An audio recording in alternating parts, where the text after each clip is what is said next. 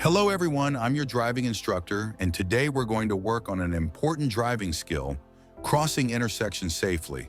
Whether you're an experienced driver or just starting, understanding intersection rules is crucial for avoiding fines and accidents. Now let's test your knowledge.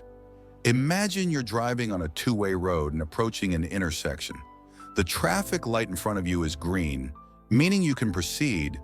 But the question is, in which direction are you legally allowed to continue? Here are your answer choices. You can go in directions C, D, and A.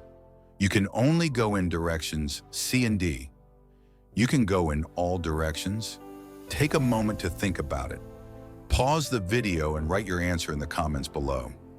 Let's break down the correct answer. You are driving on a two-way road and approaching an intersection. The green light permits you to proceed, but you must also consider road signs to determine your legal options.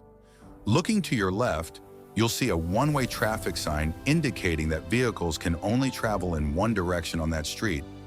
This means turning left would lead to a head-on collision with oncoming traffic, making it an illegal maneuver. Additionally, a U-turn is not allowed at this intersection. Why?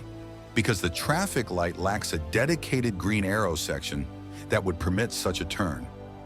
U-turns are only permitted where indicated by specific signage or additional traffic light signals. So what's left? You are legally allowed to drive straight ahead or turn right. That means the correct answer is option number 2.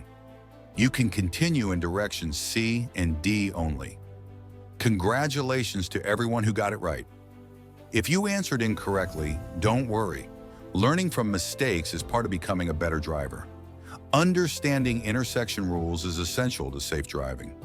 Even a small mistake can lead to serious consequences, including accidents and fines. That's why I encourage all drivers, new and experienced, to regularly refresh their knowledge of traffic rules. If you found this lesson helpful, make sure to subscribe to my channel.